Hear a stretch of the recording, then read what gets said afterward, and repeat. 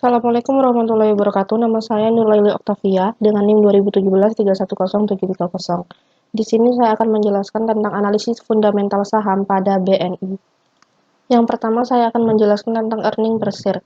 Earning per share sendiri memiliki rumus yaitu OPAT dibagi rata-rata jumlah saham. Pada tahun 2018 didapatkan hasil IPS sebesar Rp817, sedangkan pada tahun 2019 didapatkan hasil IPS sebesar 840. Nah, ini berarti hasil IPS tahun 2019 lebih besar dibandingkan hasil IPS tahun 2018.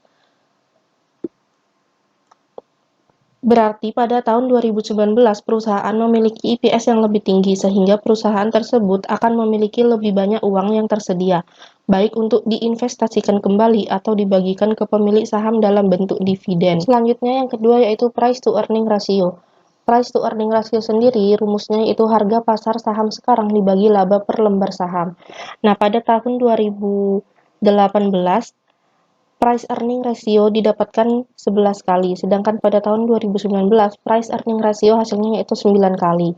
Hal ini berarti pada tahun 2018 harga saham semakin mahal karena diperlukan waktu yang lebih panjang bagi investor untuk balik modal. Selanjutnya yaitu EPS growth rate. Dapat dilihat rumus EPS growth rate di sini yaitu EPS sekarang dibagi EPS sebelumnya dikali 100% dikurangi 100. Nah, pada tahun 2018 EPS growth rate-nya yaitu sebesar 99%. Dan tahun 2019 juga sama sebesar 99%. Dapat disimpulkan bahwa pada tahun 2018 sampai 2019 tidak mengalami adanya kenaikan maupun penurunan. Hal ini berarti EPS growth rate stabil, yang artinya adalah EPS growth rate tidak mengalami pertumbuhan. Selanjutnya yaitu per growth rate. Per growth rate sendiri memiliki rumus per dibagi EPS growth rate. Nah, pada tahun 2018 per growth rate-nya ditemukan hasil sebesar 0,11. Pada tahun 2019 ditemukan hasil sebesar 0,09.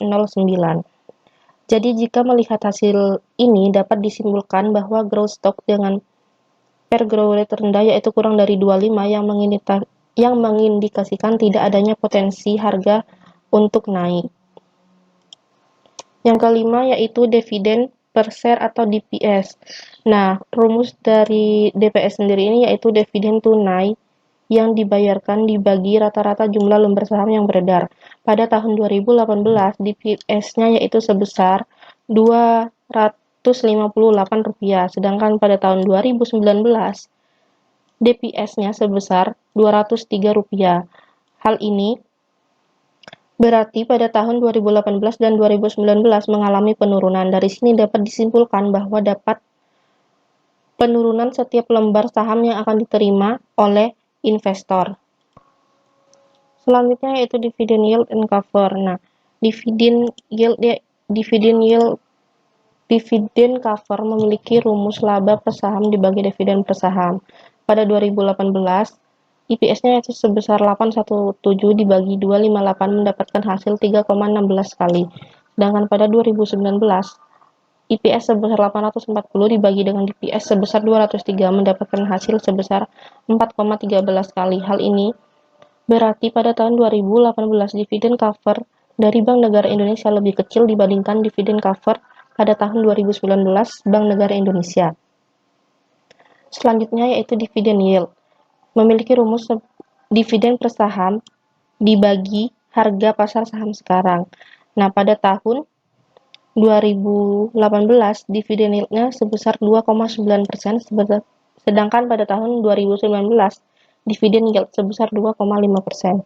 Dari hasil analisis ini maka disimpulkan bahwa dividen yield mengalami penurunan dari tahun 2018 ke tahun 2019 sebesar 0,4%. Hal ini memiliki arti bahwa harga saham perusahaan akan mengalami penurunan pada saat dividen akan diumumkan. Nah, kesimpulannya yaitu dapat disimpulkan bahwa Bank Negara Indonesia dalam 12 bulan terakhir mengalami perbaikan prospek dan mengakibatkan harga pasar naik. Dengan demikian, maka saham Bank Negara Indonesia layak untuk dimasukkan ke dalam daftar beli para investor. Sekian Terima kasih. Yuliani Usri Azmi, NIM 2017-310-735. Di sini saya akan melanjutkan presentasi dari rekan saya, yaitu analisis fundamental saham pada Bank Mega. Yang pertama yaitu mencari earning per share atau EPS. Rumus EPS sendiri yaitu OPAT dibagi rata-rata jumlah saham. Di sini terdapat EPS tahun 2018 sebesar 231,98 dan EPS tahun 2019 sebesar 290,49. Dari kesimpulan yang dapat ditarik dari perhitungan ini adalah EPS tahun 2018 ke 2019 mengalami kenaikan. Lalu yang kedua yaitu mencari price to earning ratio atau PER. Rumus PER sendiri yaitu harga pasar saham sekarang dibagi dengan laba per lembar saham.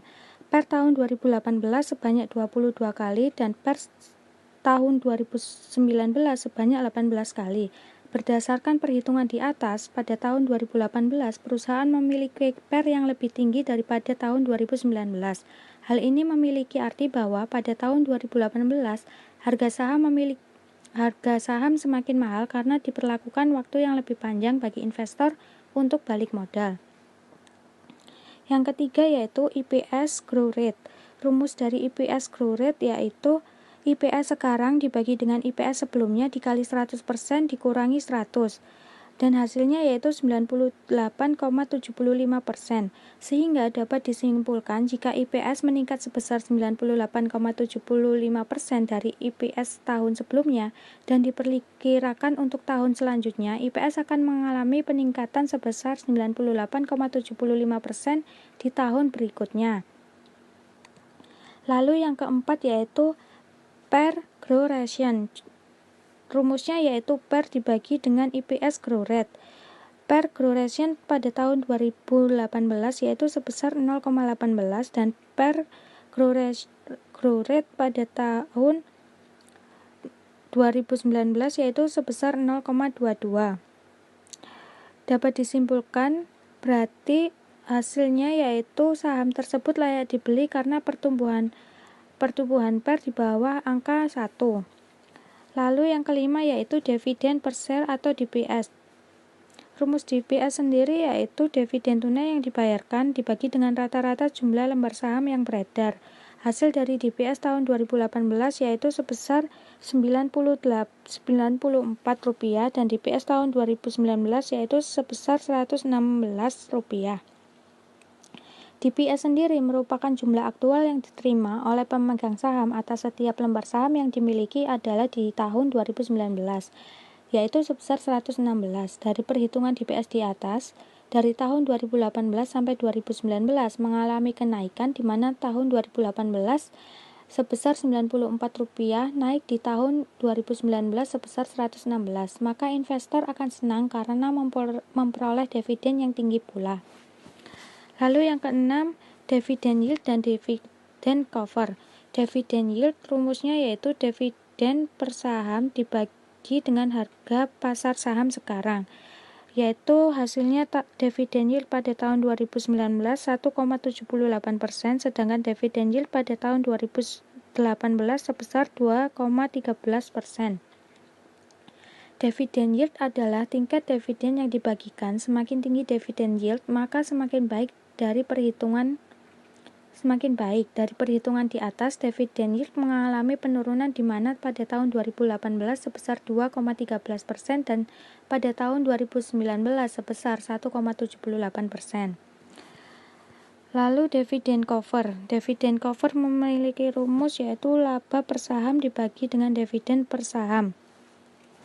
Dividen cover pada tahun 2019 yaitu sebanyak 2,5 kali, sedangkan dividen cover pada tahun 2018 sebanyak 2,4 kali.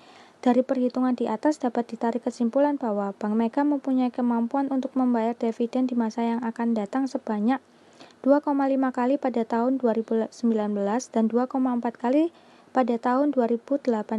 Dari perhitungan dividen cover ini, dari tahun 2018 ke tahun 2019 mengalami kenaikan untuk perusahaan membayar dividen karena kemungkinan investor memiliki dividen yang lebih tinggi. Kesimpulannya,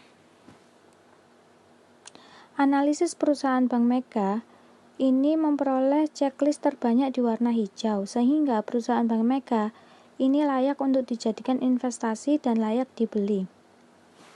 Sekian dari presentasi saya. Wassalamualaikum warahmatullahi wabarakatuh.